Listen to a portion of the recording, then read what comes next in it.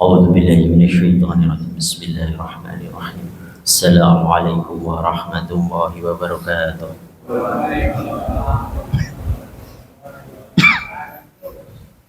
الحمد لله رب العالمين وبه نستعين على أمور الدين والدين والصلاة والسلام على أشرف الأنبياء والمرسلين سيدنا مولانا محمد وعلى آله وصحبه أجمعين أما بعد. Alhamdulillahirrabbilalamin, pada pagi hari ini kita diberikan rezekinya untuk bisa menjalankan sholat subuh berjamaah, dan untuk menyempurnakannya kita duduk sejenak sampai suruh nanti untuk melanjutkan syarah kitab Al-Hikam makalah ke-17, ma taraka minal jahli syai'an man arada an yahtutha fil waqti khairi ma adharahu wa fih. Alangkah bodohnya ma taraka minal jahli, orang yang menghendaki sesuatu terjadi pada waktu yang tidak dikehendakinya. Ini berkaitan dengan rukun iman ke-6, qadha dan qadar. Makanya Allah itu di Al-Quran bahkan para pendosa itu masih disapa wahai orang-orang yang melampaui batas. Itu bagi para pendosa, jadi masih disapa dengan hai orang-orang yang melampaui batas. Tapi beda dengan orang-orang yang dia tidak ridho atas ketentuannya. Ancamannya dalam hadis itu adalah diantaranya, barang siapa tidak ridho atas ketentuanku, maka carilah bumi lain, jangan tinggal di bumi saya. Baratnya seperti itu. Jadi orang yang tidak ridho atas ketentuan Allah ini termasuk dosa yang besar. Makanya berhati-hati kita ini, waspada dengan kata-kata mengeluh, karena mengarahkan setan ini, mengarahkannya nanti ke arah ketidakridhoan atas ketentuan Allah. Di antaranya itu. Maka apa? Alangkah bodohnya orang yang menghendaki sesuatu terjadi pada sesuatu yang tidak dikehendakinya, tidak dikehendaki Allah Subhanahu wa taala. Makanya dalam makalah yang lain, ketika Syekh Ibnu Athaillah Al-Iskandari ditanya, atau ada wali lain namanya Syekh Abdul Hasan Asazili, beliau ditanya, cara engkau berdoa gimana untuk bisa menyinkronkan, untuk bisa menyelarasikan antara kehendaknya dengan kehendakmu? Maka doanya para aulia, diantaranya Syekh Ibnu Athaillah dan Syekh Abdul Hasan Asazili, itu adalah, aku berdoa agar Allah menghilangkan kehendakku menjadi kehendaknya. Maknanya limadza, kenapa bisa seperti itu? Maknanya bagaimana? Makna hadza itu jadi ketika kita punya kehendak, terus Allah punya kehendak, contohnya misalnya ada azan subuh lah, kehendak kita masih pengen tidur, kehendak Allah kita harus ibadah sholat. Ini ada dua kehendak. Nah, maka dimenangkan kehendak siapa? Itu proses tarbiyahnya, proses cara memahat kehendak kita dihilangkan menjadi kehendaknya. Ini prosesnya. Puncaknya adalah segala kehendak kita ini kalau terjadi dan kita masih punya kehendak itu rawan akan munculnya aku. Makanya ada doa-doa para sufi itu disebutnya a'udzubillahi kalimatul ana. Aku berdoa dijauhkan dari kalimat aku. Nah, aku ini ngeri, kata aku ini, maksudnya aku ini, aku adalah ego merasa dirinya ada. Misalnya, saya bisa sholat subuh ya karena saya kuat. Saya bisa sholat subuh karena saya sudah pakai alarm. Saya bisa sholat subuh karena apa sih? Akunya masih muncul. Atau aku bisa sholat malam, ini penyakit-penyakit hati yang terkait dengan hijab nurani. Jadi hijabnya kita dengan Allah itu ada dua, hijab zulmani dan hijab nurani. Mungkin yang biasa mendengar hikam ini diulang-ulang terus, Gus Hamim, memang seperti itu isinya, kurang lebihnya makalah ini seperti itu. Hikam ini intinya sebetulnya adalah melebur dosa-dosa nurani. Kalau dosa-dosa zulmani ini banyak dibahas di fikih. Jangan berzina, jangan minum khamr, jangan meninggalkan sholat, itu bahasanya banyak dibikin. Tetapi apa, tasawuf ini nanti akan berkaitan dengan dosa-dosa nurani, dosa-dosa keakuan, ego, tazkiyatun nafs, pembersihan jiwa. Karena banyaknya orang-orang yang sudah dia alim, bahkan dia misalnya ahli tafsir, itu belum tentu lolos dengan dosa ini. Maka kitab ini membahas kurang lebihnya diantaranya itu. Nah, jika hati atau tubuh seorang murid di sini dari bahasa asalnya itu marito, artinya pencari, orang yang mencari. Jadi setiap hari itu kita sebetulnya mencari Tuhan, tapi Tuhannya itu dalam perspektif yang berbeda-beda. Ada orang yang mencari Tuhannya duit, tiap hari nyari duit, setiap ketemu orang gimana caranya bisa dapat duit, itu hanya duit. Bahkan ketika sholat pun yang dihadirkan bukan Allah secara hakikat, tapi Allah duitnya. Kamu tahu nggak kalau sholat duha itu nanti duitmu jadi banyak? Kamu tahu nggak kalau sholat malamnya banyak nanti rezekinya banyak? Jadi Tuhannya dipertuhankan itu. Ada lagi yang Tuhannya itu jabatan. Dimanapun dia berada yang dibahas bagaimana cara mendapatkan jabatan. Bahkan ketika sholat pun dia panjatkan doa itu untuk jabatan. Itu hanya masih berjabatan. Maka itu adalah hijab-hijab. Makanya kalau di zaman Nabi Ibrahim itu, apakah Tuhan itu matahari tenggelam, apakah bulan, kurang lebihnya sebenarnya mencari marito. Nah, maka disebut di sini jika hati atau tubuh seorang murid atau marito tadi, pencari, orang yang mencari, sedang berada dalam suatu keadaan ahwal tertentu, ia harus tetap menjaga kesopanan di hadapan Allah Subhanahu wa taala dengan merelakan diri untuk tetap berada pada keadaan tersebut sampai Allah Subhanahu wa taala sendiri yang memindahkan dari sana. Maka ada ahwal atau kondisi di mana kita nanti itu bisa tajrid, bisa asbab. Apa perbedaannya kondisi itu?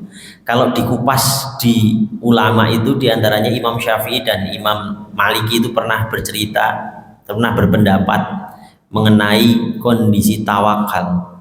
Tawakal itu ada tawakal fil rizki, ada tawakal fil maksab. Tawakal fil maksab itu dijelaskan oleh Imam Syafi'i. Jadi ada asbabnya. Memanen dulu. Imam Syafi'i itu siang-siang pengen anggur, akhirnya manen, bantu memanen, akhirnya diupain anggur 1 kantong. Nah, kita ini yang di makom asbab ini begitu. Bekerja dulu baru dapat rezeki, terus berdagang dulu baru dapat rezeki, buruh dulu baru dapat rezeki, jadi tukang dulu baru dapat rezeki. Ini orang-orang yang tawakal fil maksab. Jadi tawakalnya beserta diikuti dengan sebab, asbab. Tapi ada orang-orang yang dia tawakalnya tanpa sebab. Siapa misalnya di Al-Quran dijabarkan Sayyidatuna Maryam, di loteng, di kiran, di mihrab, munajat. Maka kita ini di rumah itu disunahkan sebetulnya mempunyai mihrab, walaupun 1 kali 1, setengah meter lah, apa-apa. Karena dalilnya itu tadi Sayyidatuna Maryam. Jadi ada satu tempat kalau bisa, kalau ada space-nya diusahakan sekecilan. Itu untuk kita bercinta dengan Allah, berkhalwah dengan Allah, yang tidak ketemu misalnya buat duduk-duduk atau buat apa-apa. Ini khusus untuk kita berjumpa dengan Allah. Ini namanya mihrab. Dalilnya ketika Sayyidatuna Maryam itu ada di mihrab. Bahkan ketika Nabi Zakaria alaihissalam itu berdoa lama nggak dikabul. Di usia ke-70 tahunnya ke atas itu baru dikabul. Itu pun perintahnya disuruh ke mihrabnya Sayyidatuna Maryam. Nah, ini juga buat dalil kalau kita ziarah atau ke tempat orang soleh. Dalilnya apa? Dalilnya karena doa itu bisa di mana aja bisa. Tapi kenapa Sayyidina Zakaria alaihissalam disuruh berdoanya di mihrabnya Sayyidatuna Maryam? Karena ternyata di tempat-tempat orang soleh bermunajat itu ada cahaya nurullah, rahmatnya dilimpahkan di situ. Nah, maka itu sebagai dalil-dalil kalau kita berkunjung silaturahim ke orang soleh. Di antaranya misalnya ada kisah Al-Imam Al-Ghazali. Beliau itu orang tuanya bukan seorang yang ulama, ibunya juga bukan. Tetapi apa? Beliau sering silaturahim ke ulama, datang minta doa, semoga anak saya nanti jadi ulama, dan akhirnya melahirkan Al-Imam Al-Ghazali, Hujjatul Islam, yang ilmunya zahir wal batin matang. Artinya apa? Sesuatu ini yang membentuk diantara karakter anak, karakter keturunannya adalah orang tuanya, terutama ibu itu. Makanya madrasatul aula itu ibunya. Jadi kalau dalam strategi Yahudi diantaranya itu adalah, kalau kamu mau merusak sebuah bangsa, rusaklah dulu perempuannya, ibu-ibunya. Kalau ibu-ibunya sudah rusak, nanti anak-anaknya pasti rusak, keturunan generasi peradabannya pasti rusak. Makanya sekarang yang diincar untuk itu diantaranya. Nah, berkaitan dengan ini tadi, maka dengan satu catatan, keadaan tersebut tidak bertentangan dengan syariat. Jadi ketika seseorang ditempatkan di makom asbab tadi, ya di makom asbab lah dia bisa mendekatkan diri kepada Allah. Karena apa? Ibarat kita itu punya nama, dua suku nama. Kadang memperkenalkan nama yang di depan, kadang di belakang. Lah Allah ini punya nama banyak. Ada Ar-Rahman, ada Ar-Rahim, ada lagi ya Fatah, ada lagi ya Razak, ada lagi Asy-Syakur, ada lagi As-Sabar. Sifatnya banyak, namanya banyak. Nah, ketika Allah mau memperkenalkan dirinya kepadamu, ini berkenalan dengan nanti wa ma khalaqtul jinna wal insa illa liya'budun. Illa liya'budun ini dalam tafsir Ibnu Katsir disebutkan li'arifun, artinya apa? Mengenalnya. Jadi tidaklah kuciptakan jin dan manusia melainkan agar kita mengenal Allah Subhanahu wa taala. Nah, cara mengenal Allah itu suka-suka Allah mau memperkenalkannya dari sudut pandang mana. Kayak kita mau kenalan punya dua nama. Nah, itu kenalannya bisa pakai nama depan, bisa pakai nama belakang. Nah, itu misalnya Abdurrahim, bisa namanya siapa? Rohim, Abdul, Dul, macam-macam.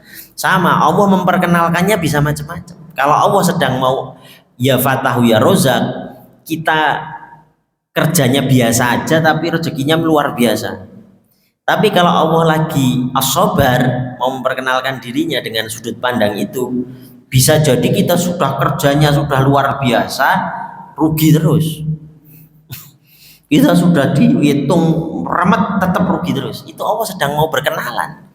Nah, ketika Allah sedang mau berkenalan dengan sudut pandang itu, kita harus menerimanya. Maka itu disebut iman qadha dan qadar.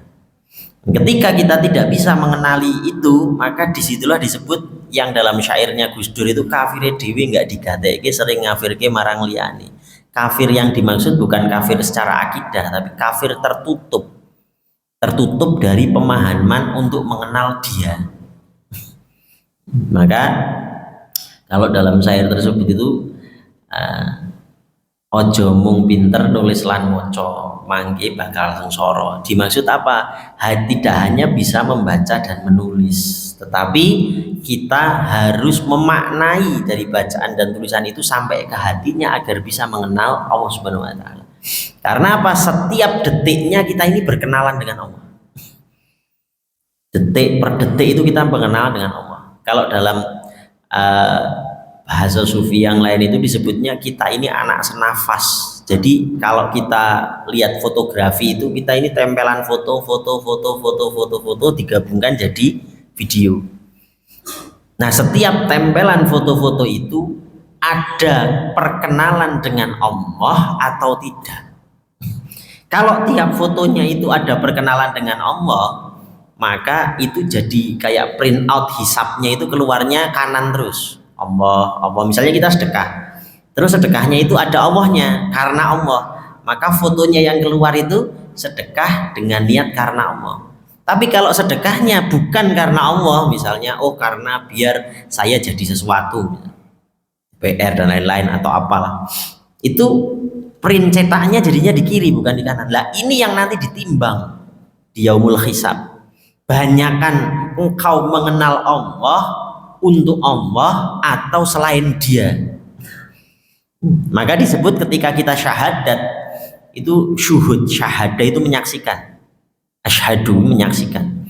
Maka menyaksikan setiap kita beramal, berafal itu ada Allah apa tidak. Maka baru sholatnya, zakatnya, puasanya, hajinya akan ketemu itu. Maka syarat Islam itu pertama syahadat. Asyhadu an la ilaha illallah. Maka kenapa kita bisa sholat khusyuk atau tidak? Acuannya di situ. Syahadatnya sudah benar belum? Menyaksikan tidak? Kita keluar dari masjid ini, ketika menyaksikan ada seseorang bersedekah, terus kita melihat Ar-Rahmanir Rahim. Maka apa? Kita sedang syahadat, sedang menyaksikan kedahsyatan Allah. Terus ada orang misalnya dia diuji cerita curhat, kita pulang dari masjid lagi di rumah, terus ada tetangga silaturahim, Bu, Pak, saya ini ya Allah, Masya Allah, cerita anaknya sakit, habis anaknya terus suaminya sakit, habis sakit ini saya juga mulai sakit, capean, tapi alhamdulillah saya kok masih bisa sholat, masih bisa ini ya. Maka yang dilihat apa? Bukan wujud manusianya, tapi as-sabar. Masya Allah. Nah itu namanya apa? Melihat Allah dari segala sisi. Ya ini dan disebut di Quran surat Al-Ma'arij, as-sholatu da'im, sholat yang enggak pedot-pedot. Artinya apa? Syahadat, syuhud itu, syahadat itu ada menyaksikan.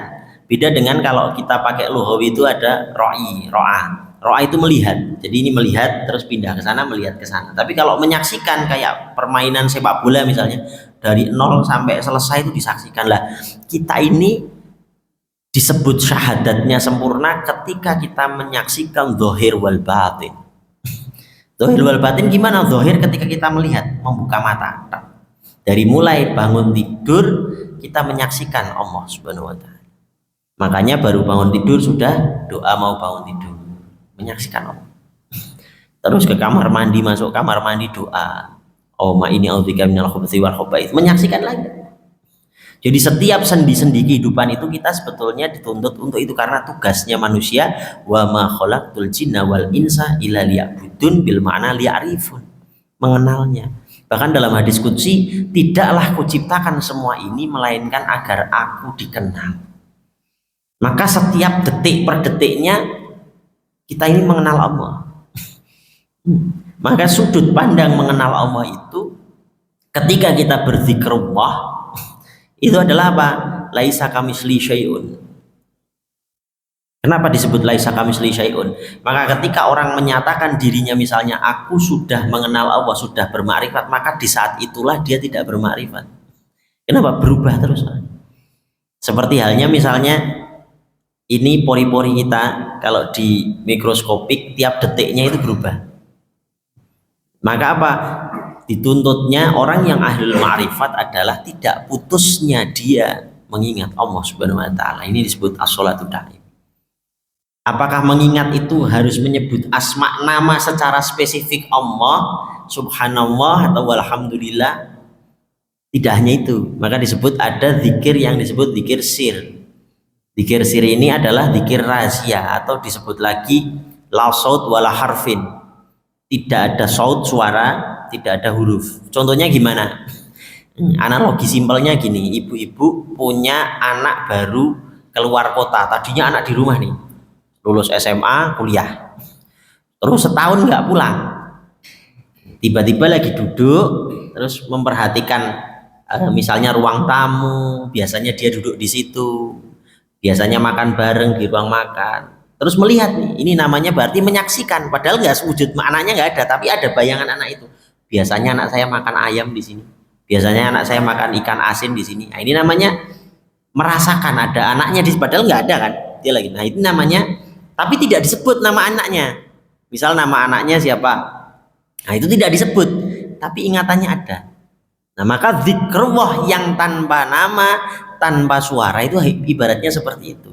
Tidak menyebut secara lisan Allah, tapi rasa hatinya bersama Allah. Kalau bisirnya ada. Jadi ketika dia melihat sesuatu sudut pandang dimanapun itu adanya Allah Subhanahu wa taala. Nah itu yang akan menghadirkan ketika kita sholat ini khusyuk. Sehingga ketika Allahu Akbar lenyaplah segalanya kecuali Allah. Nah kalau syariatnya kita melafazkan Bismillahirrahmanirrahim, syariatnya melafazkan, tapi qalbinya menyaksikan. Nah ini yang disebut ihsan. Maka ihsan itu harus ada pertalian ketundukan, ta'abbud, dengan dia menyaksikan dan keromantisan dia menjalin dengan Allah Subhanahu wa taala. Maka ibadah ihsan atau khusyuk nggak akan ketemu kalau kita nggak ketemu romantisnya dengan Allah Subhanahu wa taala. Cintanya kita dengan Allah nggak akan ketemu. Makanya yang bisa untuk menyambungkan itu adalah siapa? Wa asyhadu anna Muhammadar Rasulullah. Maka kita harus mempelajari misalnya sirah nabawiyah seperti apa, perjuangan Nabi seperti apa, bagaimana cara dakwahnya Nabi, bagaimana cara akhlaknya Nabi. Maka akan ketemu innama bu'itsu liutamima makarimal akhlak, sehingga akhlaknya akhirnya tercermin. Lah disitulah disebut tajalinya apa Allah Subhanahu wa taala sudah menyatu, yaitu disebut tadi menghilangkan kehendakku menjadi kehendaknya, sehingga adanya kehendaknya. Makanya ketika kita sholat, misalnya tadi ada panggilan azan, hayya 'ala sholat, dijawab la haula wala quwata illa billah. Hayya 'alal falah, dijawab lagi la haula wala quwata. Jadi ketika kita bisa sampai kepada kemenangan, kebahagiaan, yang mengantarkan siapa? Ya tenaganya, kekuatan Allah, la haula wala quwata illa billah. Akunya lebur. Jadi sehingga ketika kehendak kita, misalnya kehendak perencanaan pengen bikin rumah, ternyata jadi, akunya nggak muncul. Oh kita bisa sholat ibadah, akunya nggak muncul. Karena kalau aku ini muncul, kita melakukan dosa yang dilakukan iblis. Ana khairu minhum, aku lebih baik daripada kalian. Ini bahaya.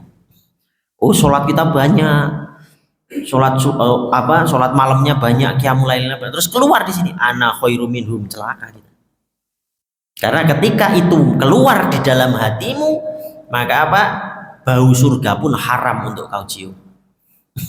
Nauzubillahi min dzalik. Jadi ini perkara yang disebut kecil dan yang tahu kita sendiri. Nggak kelihatan wujud sholatnya, orang taunya sholat, wujud sedekahnya sedekah, tapi ada di dalam qalbi kita. Lah cara menganalisanya adalah kalau dalam kitab At-Tajalliyat diantaranya apa? Tidaklah arifun syai' wala syai', tidaklah mengenal sesuatu kecuali di dalam dirinya ada sesuatu tersebut. Contohnya bagaimana para ulama ahli sufi ketika dia melihat kita keluar ke pasar kemana, terus melihat ada orang sedekah di keramaian, terus kita bilang alah dia mah riya. Itu hati-hati, berarti kita yang riya. Karena bisa jadi yang sedekah tadi nggak riya, tapi karena kita punya riya, kita bisa menganalisa bahwa dia riya. Terus lagi misalnya melihat seseorang, wah dia kayaknya sombong sih, berarti kita yang sombong. Itu analisa dalam kitab At-Tajalliyat. Di situ analoginya di syarah itu dijelaskan kurang lebihnya, diantaranya kamu tidak akan bisa memberikan uang 100.000 ibaratnya kecuali dirimu punya 100.000. Maka kamu tidak akan bisa menilai seseorang dengan sifat buruk atau baik kecuali di dalam dirimu ada kebaikan itu. Ada orang minta, Pak minta uang 100.000, bisa ngasih karena punya. Atau punyanya 1 juta diminta 100.000 masih bisa, tapi kalau dia punya 50.000 diminta 100.000 nggak bisa. Artinya apa? Yang dia berikan berarti minimal dia punya setaraf atau melebihi. Jadi waspadanya orang ahli sufi ketika dirinya menilai seseorang itu buruk, berarti minimal dia setingkat dengan keburukan itu, ataupun ketika dia menilai dengan kebaikan. Makanya dalam kajian ini diantaranya apa? Waspadalah ketika engkau mempunyai sudut pandang buruk terhadap orang lain. Misal di sini ada bercokol, oh, orang ini munafik kayaknya, dirimu yang munafik. Maka istighfarlah, bersihkan itu. Maka para aulia itu ketika melihat sudut pandang isi fulan begini, dia langsung istighfar, astagfirullahaladzim, kok dalam hatiku masih ada itu ya. Karena jika di dalam hatinya tidak ada itu, maka tidak mengenal itu. Contohnya siapa? Ketika baginda Muhammad Rasulullah SAW itu mau mensolati orang munafikin. Kenapa? Rasulullah tidak punya sifat munafik, jadi nggak datang. Tapi di tengah perjalanan Jibril turun. Ya Rasulullah jangan solati itu. Kenapa? Karena dia munafikin. Jadi yang ngasih tahu Allah melalui malaikat Jibril. Dalam hatinya Rasulullah nggak ada munafikin, jadi nggak tahu. Makanya apa? Ketika kita menganalisa misalnya seseorang, oh itu kok begini, oh itu kok begini, hati-hati. Bisa jadi kalau kita punyanya dermawan, sekalipun ketemu orang-orang yang misalnya dia itu jahat, kita melihatnya tetap baik. Nah, ini tanda-tanda di dalam hatimu ada kebaikan. Makanya dalam riwayat yang lain, misalnya Nabi Isa alaihissalam itu lagi perjalanan bersama Hawariyun. Hawariyun itu para apa? Kalau di Nabi itu sahabat, ini murid-muridnya Nabi Isa. Terus suatu ketika ada orang itu mencaci maki Nabi Isa dengan perkataan kotor dan lain-lain. Dijawab sama Nabi Isa, jazakallahu khair. Tanya para Hawariyun, ya Isa, kenapa kau tidak membalas cacian mereka, malah menjawab jazakallahu khair? Semoga kebaikan padamu kembali kepadamu. Maka ditanya sama Hawariyun, dijawab sama Nabi Isa. Dia mengeluarkan apa yang ada di dalam hatinya, sedangkan aku mencari kata-kata itu di dalam hatiku nggak ketemu. Adanya kata-kata jazakallahu khair. Maka hati yang busuk akan mengeluarkan kata-kata busuk, dan hati yang bersih akan mengeluarkan kata-kata yang bersih. Nah, maka ketika kita kok keluar sesuatu unek-unek yang buruk, kalau dalam kaidah ini maka apa? Langsung istighfar, astagfirullahaladzim. Bahkan ketika beristighfar pun, kalau muncul ada merasa kita ini mulai bersih, istighfarnya. Kalau dalam bahasa tasawuf itu istighfarnya. Maksudnya apa? Ada orang yang misalnya, oh saya itu tiap malam istighfarnya 10.000 loh. Lah yang kamu istighfari 10.000 itu diistighfari. Karena apa?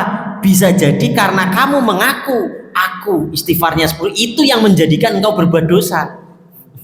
Jadi istighfarilah istighfarmu. Artinya apa? Artinya ada celah-celah setan masuk di antara amal-amal kita dengan mengangkat titik keakuan yang ada di dalam hati diri kita. Nah, ini yang waspada. Maka tadi misal jika ia sedang berada dalam keadaan terlepas dari keduniawan tajrid, ia harus menahan diri untuk terus berada dan rela dalam keadaan tersebut sampai Allah sendiri yang memindahkannya ke dalam keadaan yang lain. Jika terbersit di hatinya keinginan untuk mencari penghidupan kasab atau yang asbab, itu artinya ia tidak sopan kepada Allah Subhanahu wa taala. Ia sudah menolak keadaan yang dikehendakinya. Artinya apa? Ada kondisi Allah memperkenalkan diri dengan sifat as-sabar, tapi dia nggak sabar dengan sifat itu. Pengen, kalau bahasa Jawanya pengen dan cepet sugih, tetapi akhirnya dengan menyalahi kodrat dan iradatnya Allah, akhirnya jadi masalah. Kalau dalam aspek lain, contoh lain, misalnya orang di makom asbab tapi pengen lompat ke makom tajrid, itu dicontohkan sekarang banyak. Orang misalnya tadinya jadi artis atau tadinya jadi orang pengusaha, sholat dia Allahu Akbar, sudah nggak inget selain Allah. Bisnisnya sudah sustainable, sudah nyantai, sudah apa, atau kegiatan asbabnya itu sudah tidak mengganggu pikirannya dalam waktu sholat, setan datang. Wahai fulan, tahu nggak, ibadah itu tidak hanya mau sholat 5 waktu, tidak hanya cuman berdagang dengan yang halal, kamu dakwahlah, kamu ngajarlah, padahal ilmunya belum cukup. Akhirnya apa? Dia berhentikan makom asbabnya dengan tiba-tiba dengan alasan saya berhijrah. Nah, terus tiba-tiba ngajar, ilmunya belum cukup. Akhirnya fatwanya salah.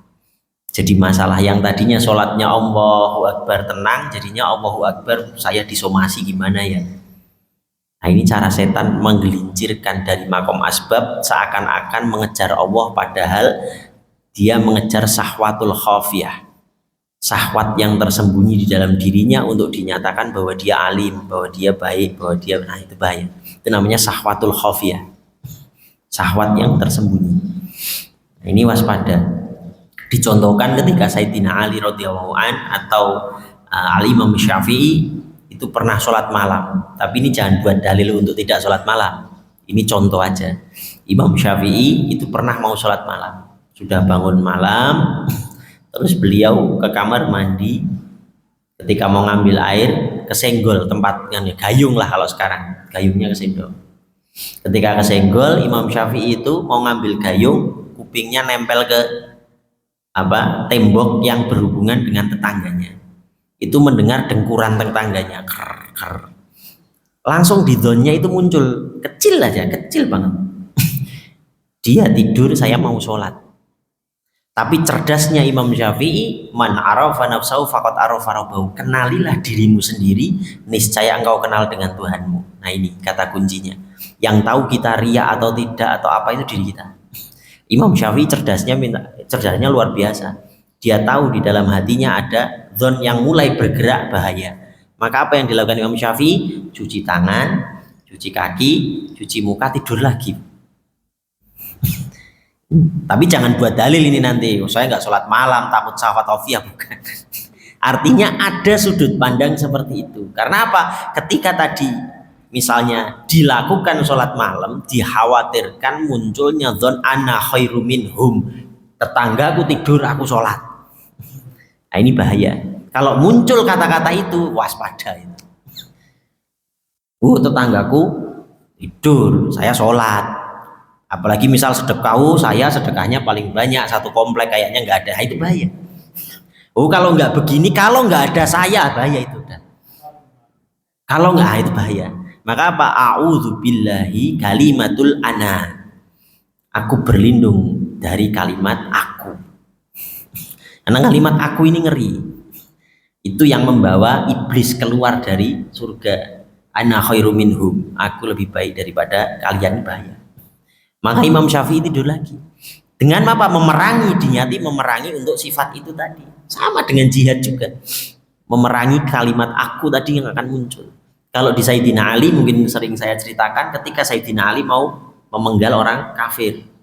Itu posisinya sudah pedangnya di lehernya orang kafir. Tapi ketika diludainya Sayyidina Ali dan syahwatnya naik, emosinya naik, sampai ke ubun-ubun malah disarungkan pedangnya. Ketika disarungkan pedangnya ditanya, ya Ali kenapa sarungkan pedangmu? Ya karena aku khawatir aku memenggal kepalamu bukan karena Allah dan Rasulnya, tapi karena aku. Lah ini kita kadang lupa. Sholat, ibadah, teriak jihad, tapi sebetulnya bukan untuk jihad. Untuk akunya kelihatan gagah. Makanya ada salah satu riwayat, seseorang yang jihad di medan perang dengan gagahnya, saya lupa namanya. Diriwayatkan dia masuk ke medan perang, dia putar-putar pedangnya, puluhan orang dia bunuh sampai akhirnya dia terbunuh. Sahabat datang ke Rasulullah, ya Rasulullah, tadi ada gagah sekali. Dia mengalahkan banyak orang, masuk ke kerumunan, tapi dirinya terus mati. Apakah dia di surga ya Rasulullah? Dijawab Rasulullah, min ahlun nar. Nah, kaget sahabat. Gagah banget. Masuk ke kerumunan orang kafir, dia membantai orang kafir banyak sampai dia mati. Tapi kok min ahlunar? Kata Rasulullah, dia tadi meninggal dalam kondisi bukan bersama Allah dan Rasulnya, tapi bersama dengan kegagahannya yang sok gagah ketika masuk di situ untuk memamerkan kegagahannya, untuk memamerkan kekuatannya. Jadi tidak ada Allah dan Rasulnya, maka meninggalnya bukan meninggal syahid. Artinya tidak mesti misalnya kita takbir Allahu Akbar dan lain-lain terus itu pasti syahid. Kalau di dalam hatimu ada bercokol selain Allah Subhanahu wa taala, ini bahaya. Makanya Rasulullah SAW di fase pertama Islam belum ada ajaran syariat dulu, tapi tauhid. La ilaha illallah Muhammad dan Rasulullah, itu dulu yang dipahami. Setelah itu baru sudah mantap imannya para sahabat, muncul Isra Mi'raj, perintah sholat, meninggalkan khamr. Nah, kita kadang belajar itu dari fase fikih syariatnya dulu, tetapi kadang tauhidnya tidak, tasawufnya, tauhidnya kita tidak duluan. Akhirnya apa? Kadang sholat untuk menyentuh titik khusyuk itu nggak ketemu. Kenapa? Karena ketika sholat Allahu Akbar kita tidak syahadatnya, tidak syuhud, benar-benar hanya di lisan. Ini kritikan-kritikan dari Syekh Ibnu Athaillah Al-Iskandari. Maka bahayanya tadi kehendakku untuk dihilangkan menjadi kehendaknya. Kenapa? Ketika kehendak itu muncul dan berhasil mengakibatkan aku. Tapi kalau gagal juga bahaya. Saya pengen bangun rumah, berhasil, keluar aku. Kalau tidak berhasil lagi, keluar titik putus asa. Minimal mendekati itu kalau dalam perspektif tasawuf tadi itu bahaya juga. Karena apa dalilnya? Wala tai'asu, jangan berputus asa dari rahmat Allah. Sesungguhnya berputus asa dari rahmat Allah itu pekerjaan orang-orang kafir. Jadi dua-duanya jelek. Tapi beda dengan ketika engkau menghilangkan kehendakmu menjadi kehendaknya. Ketika cita-citamu berhasil, maka dilempar itu bahwasanya dari Allah. Dan jika itu gagal, itu pun dijawab la haula wala quwata illa billah. Jadi gagal dan berhasilnya hatinya ngeplong. Makanya ketika kita nyari rezeki itu sebetulnya kalimatnya perlu direvisi. Kenapa? Dalil-dalil di Al-Quran dan hadis itu tidak ada menyatakan kita disuruh nyari rezeki. Karena apa? Tidaklah kumatikan seorang hamba melainkan telah kucukupkan rizkinya. Berarti rizki itu pasti. Dalam riwayat lain misalnya Sayyidina Ali itu pernah membawa onta. Ontanya Sayyidina Ali ketika di gurun itu beliau mau ke hamam, mau ada hajat. Gimana ini onta mau diikat? Akhirnya gimana? Lagi cari, ada pemuda datang. Wahai fulan, saya titipkan onta ini kepadamu. Saya mau ke hamam sebentar, ke belakang sebentar. Setelah ke belakang nyari ada batu gede, terus Sayyidina Ali melakukan hajatnya. Setelah hajatnya selesai, Sayyidina Ali ada nadar. Nanti kalau saya datang ke sana, saya kasih uang 4 dinar kepada si pemuda ini. Ini berarti apa? Rezeki yang sudah ditulis Allah, yang jadi haknya pemuda itu. Tapi ternyata ketika datang, pemudanya nggak ada. Terus dicari, nggak ada, ketemunya cuman ada ontanya. Setelah ketemu ontanya, dicari barang-barangnya, ternyata nggak ada. Ya sudah, wah, akhirnya Sayyidina Ali datang ke pasar terdekat. Setelah datang ke pasar terdekat, ketemu dengan penjual buat tempat itu, ontanya itu. Nah, akhirnya ini punya saya, kalau Sayyidina Ali ini punya saya. Buktinya mana? Buktinya seperti ini, ciri-cirinya disebutkan semua. Oh ya sudah, ini punyamu, tapi saya juga beli, saya nggak nyuri, saya beli dari pemuda. Berapa harganya? Kalau saya beli modal aja bagaimana? Ya sudah, beli modal aja 4 dinar. Kata Sayyidina Ali ketika membayar 4 dinar itu, sesungguhnya rezeki ini memang untuk pemuda itu 4 dinar. Kalau saja dia bersabar sedikit, dia akan mendapatkan 4 dinar ini dengan status halal. Tapi karena dia tidak sabar, maka rezeki itu distatusi haram. Artinya apa? Kita ini sudah dapat rezeki sebetulnya. Sudah ada posnya, jatahnya hari ini, nanti sampai malam kita dapat rezeki berapa, sudah Allah tulis. Nah, tata cara kita ngambilnya bisa halal dan haram itu tergantung nafsu kita. Jadi sudah dijelaskan. Artinya rezeki kita untuk hari ini, bulan ini itu sudah jelas, sudah ada. Misalnya hal yang kecil, kita disuguh misalnya, atau misalnya ini disuguh air putih. Kalau di Lauhul Mahfuz ditulis bahwasanya saya meminum, ya nanti keminum. Tapi kalau tidak, lupa, nggak diminum.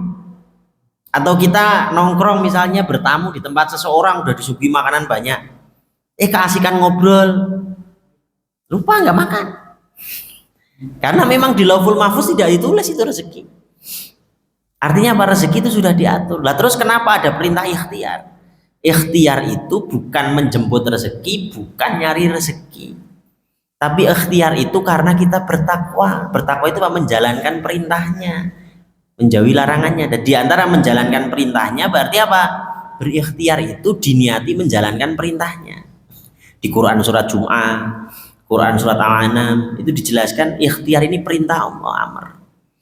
Nah, perintah ini berarti apa? Kadang dapat rezeki, kadang tidak, itu tidak masalah, karena ketika kita keluar dari rumah diniatinya berarti karena menjalankan perintah Allah.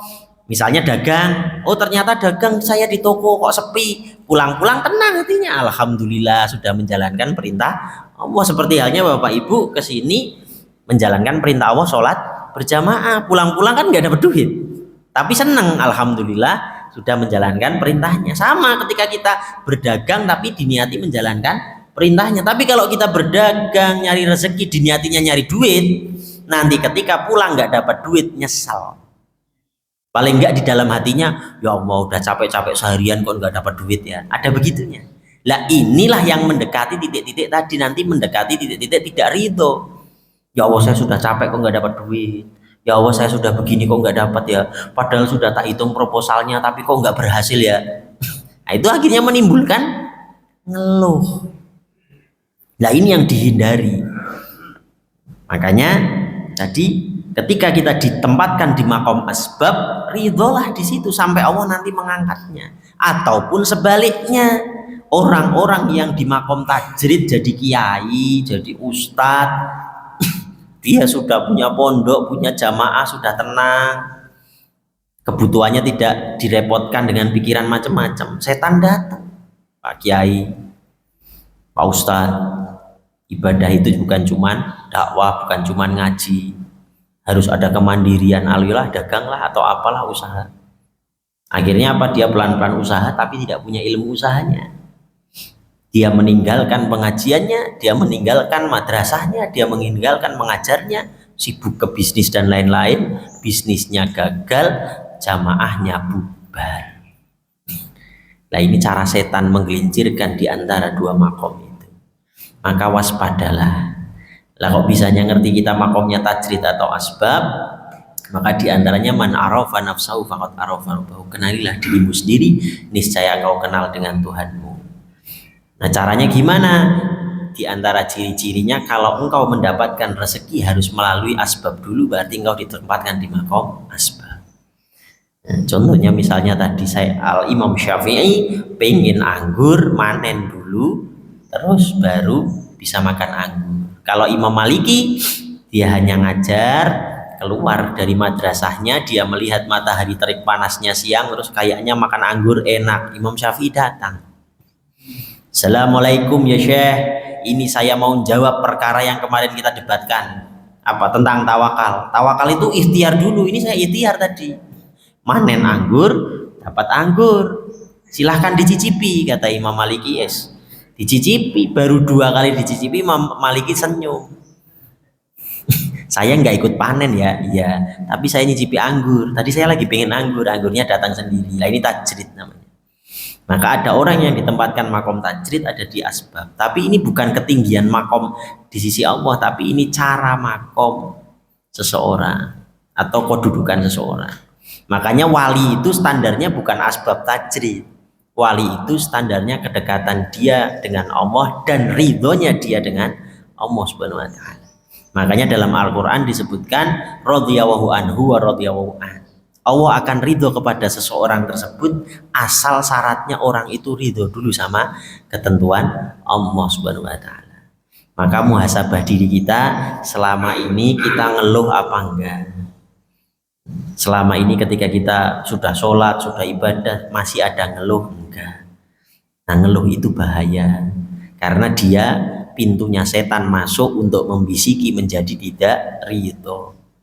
Nah, kalau sudah tidak ridho, maka kita kita mencoret satu rukun iman ke-6, qadha dan qadar. Berarti cacat imannya. Wallahu a'lam bishawab. Ada pertanyaan? Bapak sudah suruh ya? Sudah suruh? Belum. Suruhnya jam? Oh ya. 3 menit lagi.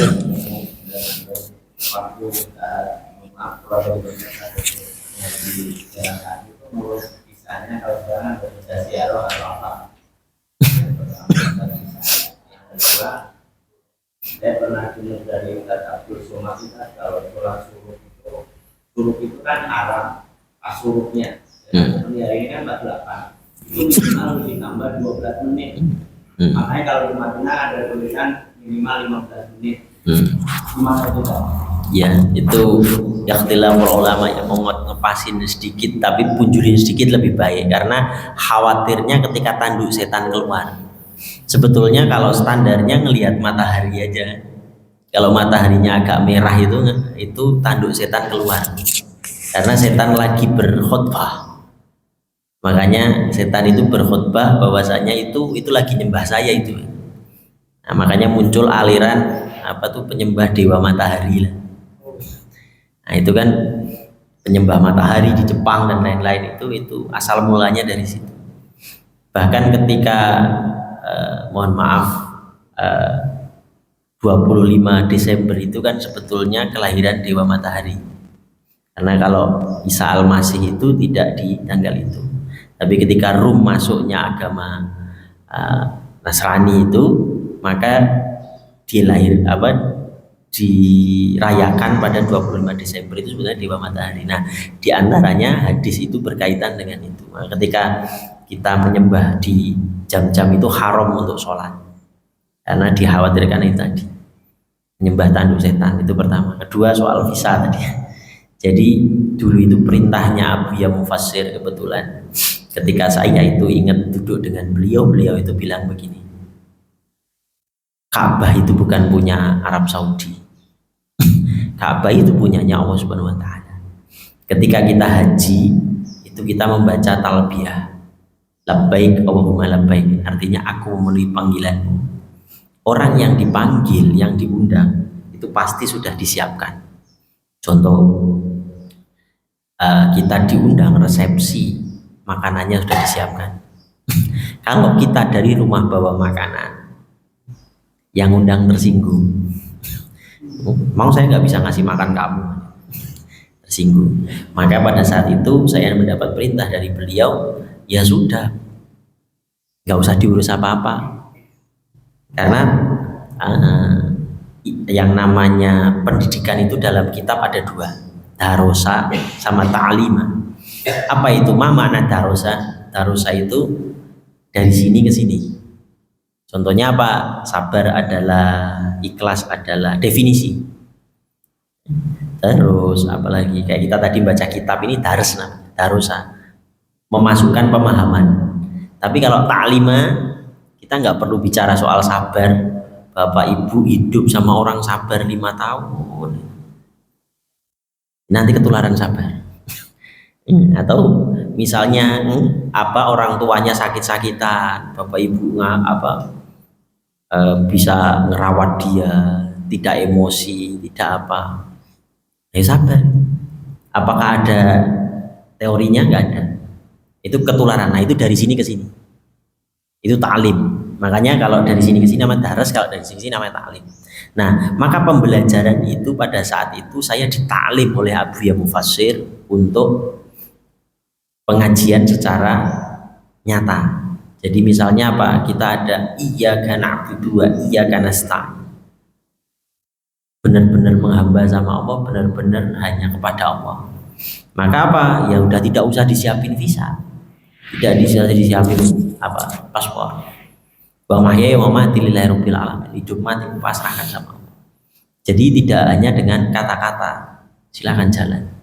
Nah, ternyata di jalan itu ketemu orang tiba-tiba di masjid ngobrol, where you come from? I'm from Indonesia.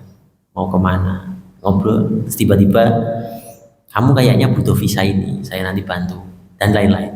Sampai akhirnya di Abu Dhabi saat itu, di Dubai itu kita lagi ngobrol sama Pak Murdi, itu humasnya sana. Sekarang sudah di beda tugas lah beliau kalau nggak salah. Itu beliau lagi ngobrol, terus ada wartawan Khaleeds Times.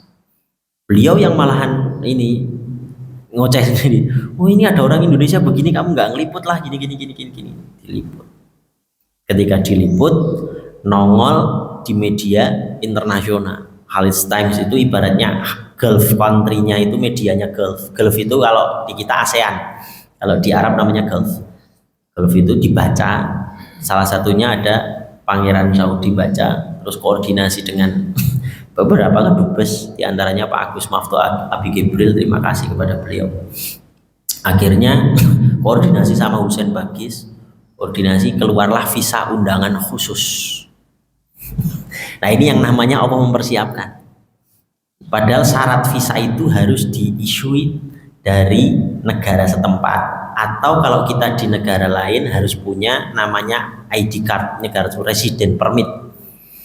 KTP-nya kalau kita jadi TKI tapi udah resmi, jadi namanya resident permit. Nah, saya nggak punya resident permit dan bukan dari negara sendiri. Ya kok bisa keluar lah, itu tadi kekuasaan Allah. Maka yang diceritakan oleh Abu Ya Mufasir bahwasanya Ka'bah bukannya Allah punya Saudi, ya benar. Terbukalah sana. Dan ketika masuk ke sana ya dijamu dengan berbagai macam. Artinya apa?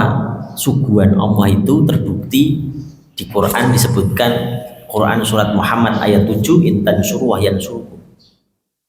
Uruslah agamamu, nanti tak urus uripmu. Jadi bukan hanya kata gitu, jadi rasa.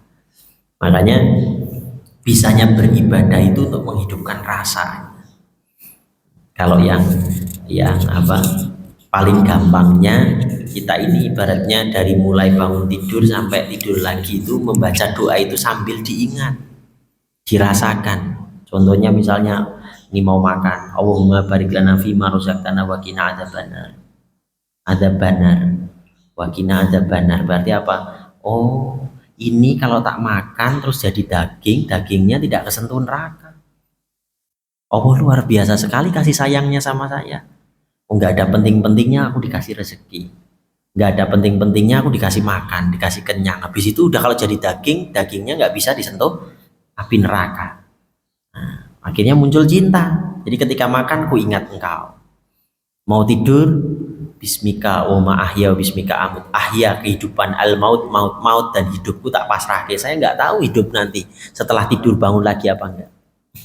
Maka ketika aku mau tidur ini aku pasrahkan hidup dan matiku sama Allah. Rasanya dibentuk. Jangan hanya dibaca saja. Kalau dibaca saja nanti nggak ada rasa, kayak anak kecil nyanyi cinta tapi ditanya cinta apa nggak tahu, pokoknya ngikut aja. Ya sama kalau kita seperti itu. Misalnya lagi misal Al-Fatihah, Alhamdulillahirabbil alamin. Alhamdulillah segala puja-puji bagi Allah Subhanahu wa taala, Rabbul alamin, yang punya segala alam semesta ini. Bari dengan segala kedahsyatannya dia nggak butuh saya. Tapi kok saya masih dikasih napas yang gratis. Coba napasnya kayak pada saat COVID 800.000 sehari, kalikan berapa, ini kasih gratis. Baru nafas, belum mata, belum telinga. Kita telinga error sedikit, bawa ke THT, kasih alat jutaan. Ya, mata kita apa bisa masih sehat, dikasih katarak sedikit, operasinya berapa. Dikasih minus sedikit, harus beli kacamata. Nah itu banyak. Alhamdulillahirabbil alamin. Rasakan Ar-Rahmanir Rahim, kasih sayangnya tidak putus-putus. Kasih sayangnya putus selesai. Makanya ketika Nabi Musa bertanya, kenapa sinatu wala naum, kenapa ada sifat Allah itu tidak pernah tidur. Lalu Nabi Musa akhirnya disuruh bawa sesuatu atau makanan atau air. Sekarang jaga itu, jangan sampai tidur. Setelah tidak tidur, Allah itu menjawabnya nggak langsung dijawab, karena sebabnya ini kamu Musa bawa. Jaga. Ketika Nabi Musa tidur, blok langsung terbalik, berantakan semua. Nah kalau Allah itu tidur, alam semesta ini berantakan. Maka apa? Ada sifat Ar-Rahmanir Rahimnya yang menjaga alam semesta ini tidak berantakan. Maliki Yaumiddin, yang menguasai, yang merajai, dirajai semua. Kalau nggak dirajai apa? Kacau balau. Kita tanpa ada pemimpin lurah aja misalnya, sehari aja mau tanda tangan kita bingung, mau ngurus KTP atau apa, lurahnya lagi keluar bingung. Nah, ini Allah merajai segala-segala. Iya karena butuh ya karena stain, maka aku tunduk dengan segala kekuasaannya, aku menjadi abdu, abud, takluk benar-benar. Ya karena butuh ya karena stain, hanya kepada Allah. Di situ tasjid lagi. Iya karena butuh, iya karena stain. Ini taukid ini artinya sungguh tenanan benar-benar. Ihdinas siratal mustaqim, maka dengan ketundukanku ini maka tunjukkanlah aku jalan yang lurus, bukan jalan-jalan yang apa bengkok yang zalim. kepada orang-orang yang tersesat. Maka apa? Kita biar tidak dijadikan al-mudhillunya Allah. Allah punya sifat yang mengerikan, namanya al-mudhillu, yang maha menyesatkan. Kalau Allah lagi mau berkenalan dengan al-mudhillu, ngeri itu.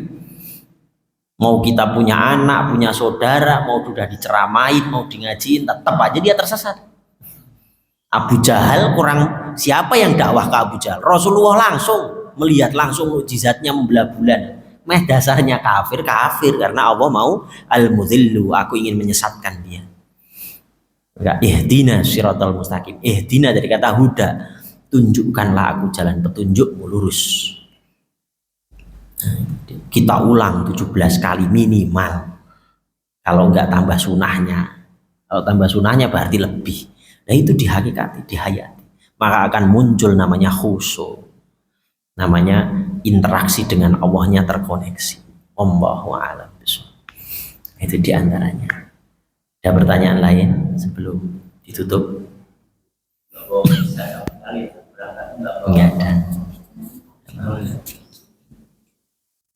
Kalau tidak ada pertanyaan lain, saya tutup dulu. Udah masuk suruh lebih ya.